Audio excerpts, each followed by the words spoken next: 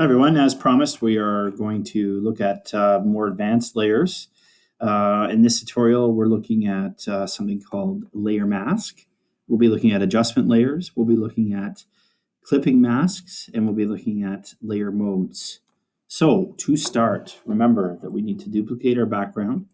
So we're going to duplicate our original image, and we're going to call this duplicate after. So we're ready for the before and after. And we're going to unlock the pixels of that after layer. Now, just a quick overview. All of the options around the layer menu here on the top right-hand side can be found under layer on the menu at the very top of your workspace.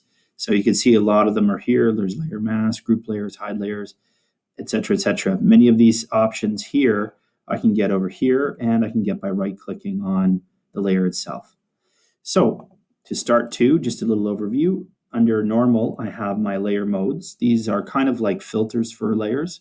When I apply these, they do different things to the layer, as you can see when I go over them. When you'll see when we get there. Up here we have new layer. We have create new layer group. We have create a new layer or fill layer. So a layer adjustment, I should say. So many different options there. We have layer mask options. We have lock all pixels, which locks the entire layer. We have lock transparent pixels, which basically locks the pixels I have not selected. For the purposes of this tutorial, we're going to start by creating a new layer. So I'm going to click on layer 0, and I'm going to add create a new layer here, and I'm going to call this layer, we'll call it lime green, and you'll see why in a second here. So on that layer, let's zoom in and maybe come down to this sort of old-looking lemon or light-looking lemon, and grab your brush. Now, with the brush tool, I can do a number of things. I can right-click and change my brush default to whatever I want.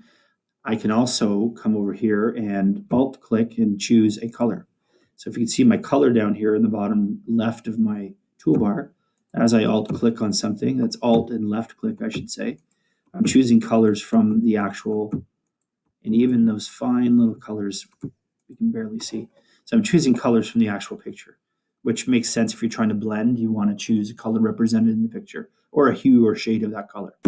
For this purpose, I'm going to choose this nice green right here, and I'm going to take my brush. I'm going to make sure my opacity is high, and I'm going to choose a brush size here. And again, I can do that by right-clicking. In this case, I like the more manual. The options menu is right in front of me, easy to do.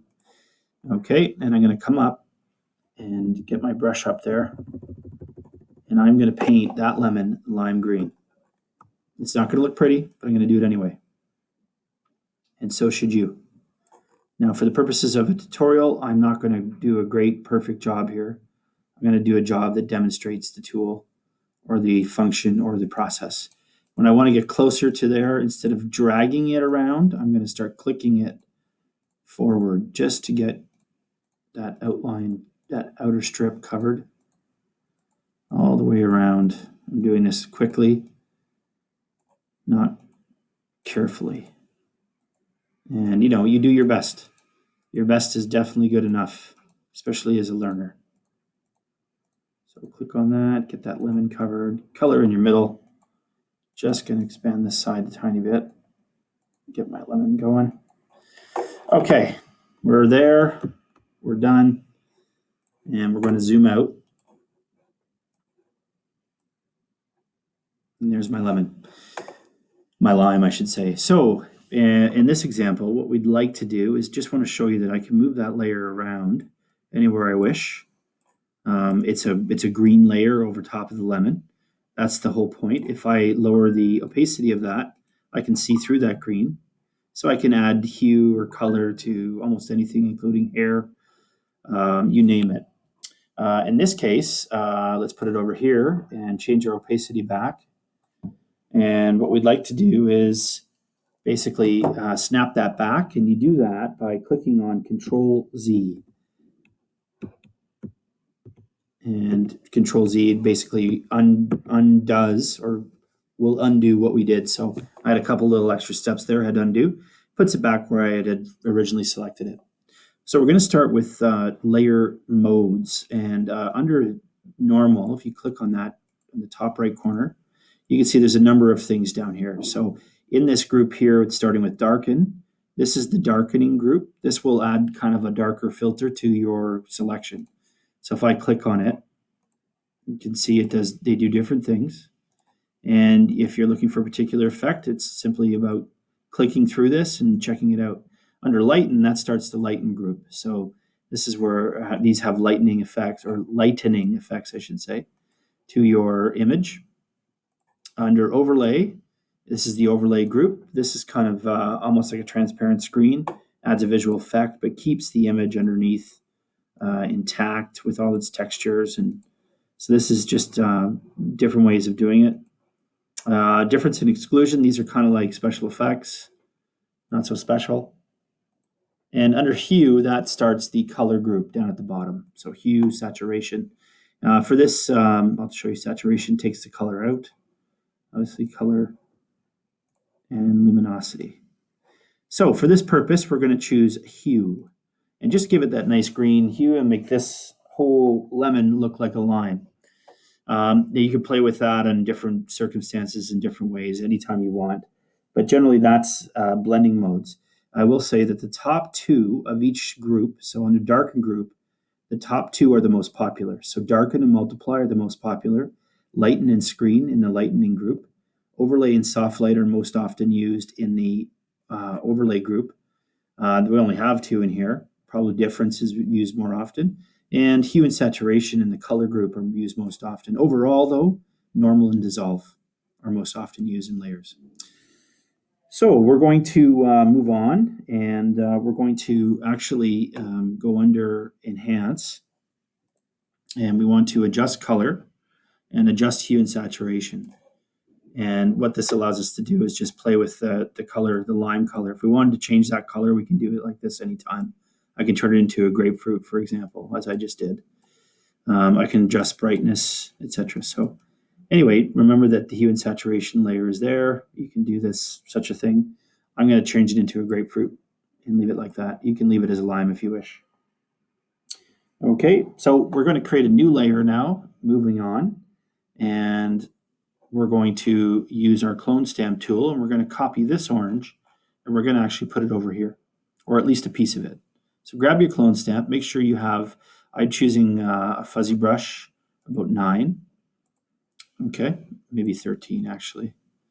And I'm going to come over and I'm going to make sure that sample all layers is clicked, because I want to make sure that I pick that up. So in order to use the clone stamp tool, as you may or may not remember, we need to click Alt to take a sample, and just left click while you're holding Alt down. You only have to do it once. I do it 10 times, but you do it once.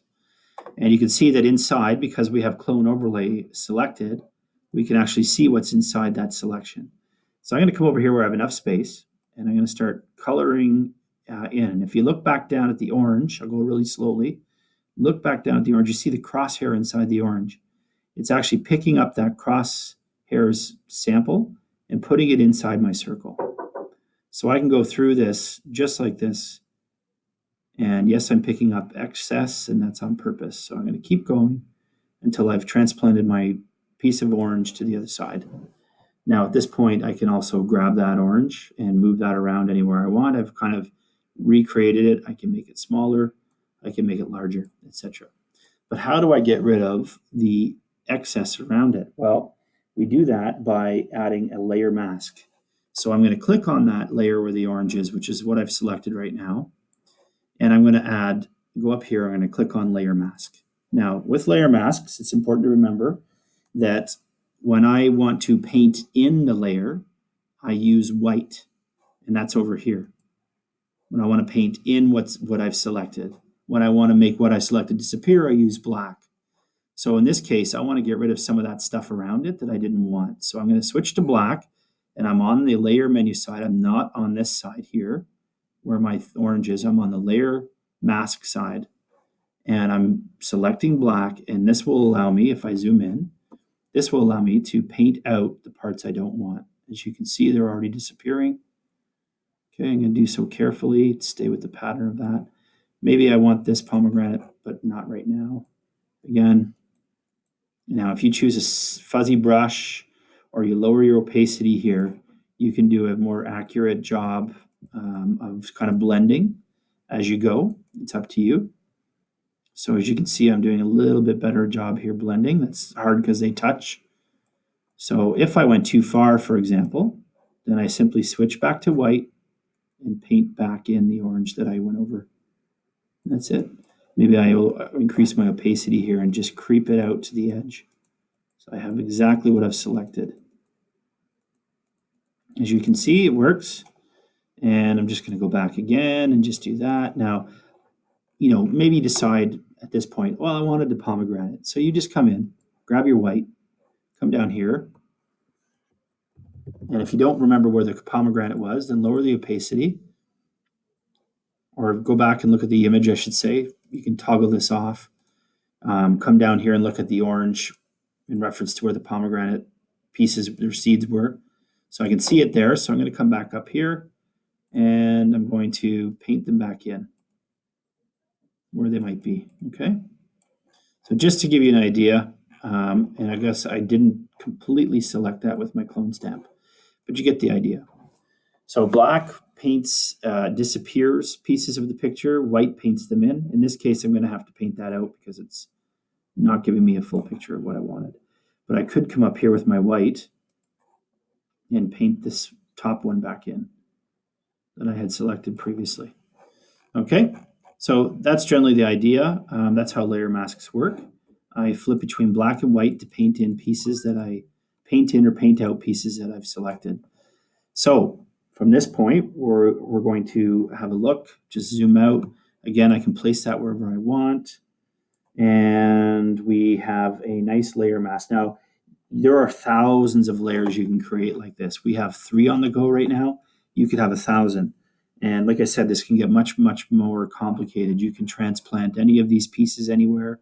You could do a whole bunch of little seeds all over the place, a whole bunch of the basil leaves, more oranges. I can do this. I can twist it. I can turn it around.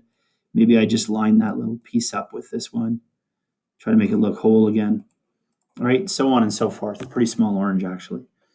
But there are thousands we can do. And again, the layers are standard layers. We have layer masks, we have adjustment layers, and we have type layers, and we have clipping masks. So I'm going to add an adjustment layer now for hue and saturation. I'm going to click on my background layer again, layer 0. I'm going to come up here to layer, new adjustment layer, hue and saturation. Okay, you can call it just hue and saturation is fine. And this allows me to adjust colors of everything else. So as you can see, some adjust and some don't. Well, most of them do, but my orange is staying the same. The reason my orange up in the top left, is staying the same is because I have actually, my layer, hue and saturation layer is below. So this gives you a really good example. Now, if I was to move that up and put it on top, I would change my 2 layers here to black and white as well. I'm just going to move it back down, give you an idea, and back down. Okay, so the idea there is a hue and saturation adjustment layer. If it's above my background layer, we'll do a lot to everything. If I move it up, it'll cover everything below it. Layers work in stacks, as you know. So this is the bottom, this is the next, this is the next, this is the next. So anything below the top layer isn't affected by the top layer.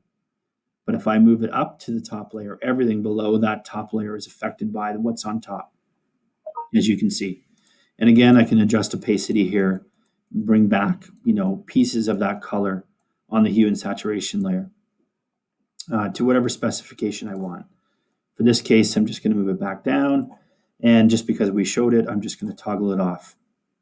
That eyeball lets me actually make it visible. Or completely remove that layer for now. So that's what we're going to do at the moment.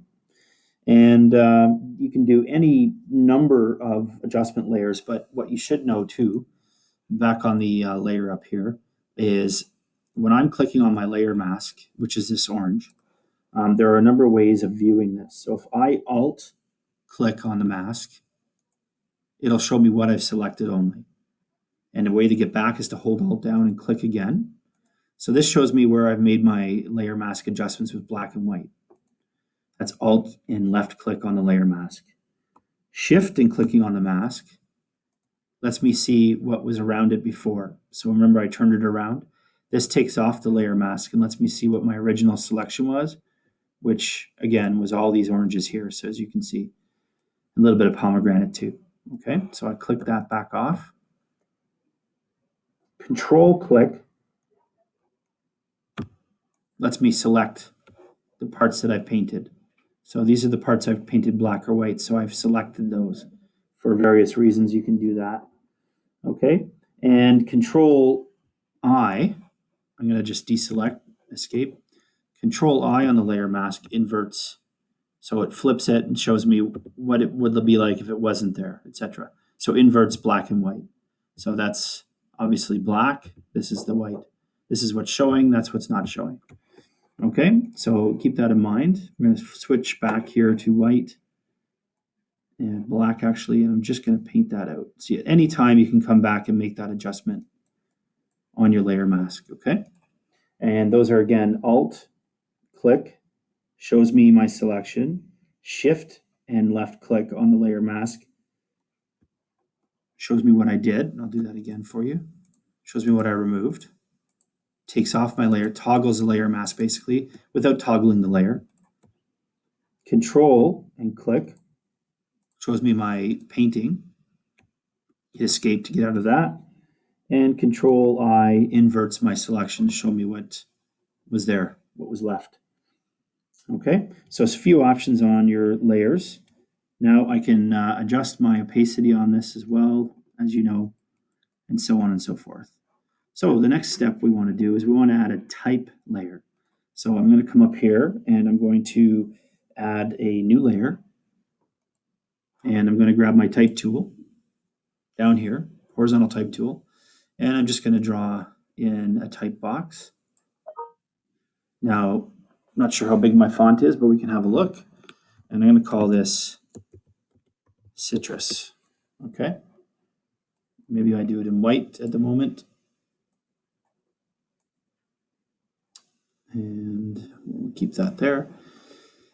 And I'm just going to click OK. I might make this bigger.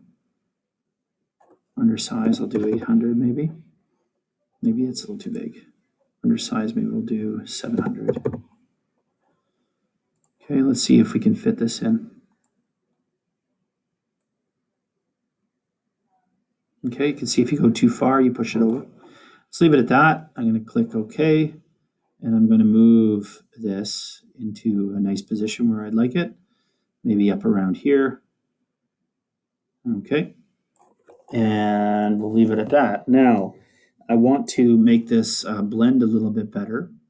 And in this case, I would like to probably reduce the layer, or reduce, sorry, I would like to put it behind some of the fruit or make the fruit come through, etc. So click on that layer. And just one last little tip, under the type tool, it may look like your type layer has disappeared. Just double click in it and you'll get it back and you'll be able to type again. However, what we're looking at here is under the type tool, I just wanted to point out you have options of font, direction, small, bold, size, leading point, where you put it on the page, et cetera, et cetera. So keep that in mind. And color right now is selected as white. Lots of editing options, okay? So what we're going to do next is we're going to add a mask to the layer, to the type layer. So I'm going to click on the type layer. I'm going to say mask. And what I'd like to do is zoom in. So that's Alt and mouse wheel. And I'm going to grab my brush. I'm going to make sure I'm on black. I want to remove something. So I'm on the type layer. So if I'm painting black, I'm going to remove the type. So when I do that, as you can see, I'm coloring in what's behind. Okay, very, very carefully. I don't want to go too far. I did there for a second, so we'll adjust that in a sec. As you can see, that we start to put this behind the fruit. Okay, just keep going. And you can make those later adjustments. I can even do the pomegranate here. Now, that's too much. Brush was too big, so I'm just going to switch to white, as you know. And I'm going to come back in and paint that white back in just around that pomegranate. And I might need to do it one more time. with black. Okay, again, down here, I'm going to switch to black, try to paint in the other piece, switch to white, paint the white back in, switch to black, so on and so forth.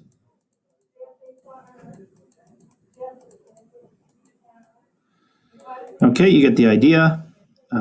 Coloring it all in, just subtly, okay? Just subtly. So they're probably too far. Back to white, move it back up, and up here, back to white to get that back aligned. Okay, the last thing I want to do to make this look realistic is I would like to create a shadow. So I'm going to select new layer, I'm going to choose my brush, and I'm going to sample a piece of gray. So to sample, remember that was to choose a brush size. I'll undo my dot. So to sample, we hold Alt down and we left click. So I've sampled a nice gray, and I'm just going to come down with my brush, make my brush a little bigger, and I'm going to put in a small shadow or a small sample of gray at the bottom, just on top of that lemon there.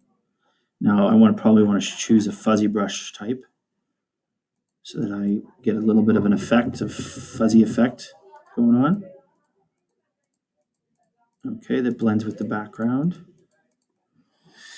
And again, I want to make sure that this is done just on where the fruit touches the lettering, so that it looks like there is a shadow effect going on. Okay, but I am covering up part of my citrus. So again, I need a layer mask. Or actually this time, sorry, we're going to do a clipping mask. So right click and say create clipping mask on your shadow layer. Okay, and what that does is it puts the shadows behind the citrus and in front of your letters, so it gives it a small shadow effect. All right, and again, when we come back, we probably want to paint something in or out if we need to. Make that small adjustment so that it actually looks like a shadow, looks like the effect we are trying to make, and you get the picture. All right, so when I zoom back out, we have a small orange we've created. We've changed this to pink. We've put citrus on. We've put it behind. We've added layer mask to paint in the front. We added a clipping mask to add the shadow, which only covers the lettering, but not the fruit. That's part of the clipping. That's why it's called clipping. So the only thing other than this I would suggest to group your layers. So this shadow and this text are kind of similar. So I would hold down Control and click on both, and I would say you can go up here and say group, or you can right click and say group layers on here. Okay. In this case, what I'm going to do is I'm going to just say group. All right. And I can change the color of the group too, just to make it obvious, but that's my text. I have two layers here that I used that were the orange and the hue layer, the hue mode. I'm going to group those two. And this is a group that I didn't use. I didn't use this layer. I didn't do anything with it. So group that as well. And then we have my background layer. So we've already turned this off. So I can turn the whole group off if I want. It takes away the effect. And that's it, guys. That is how you use layer masks. Remember, the key to layer masks is painting black to remove something, painting white to bring it back in. And again, it's that simple. The more sophisticated you get with it, the more you're going to incorporate these kinds of layers into your projects and images, especially the one coming up. So go ahead, grab that picture, and happy learning.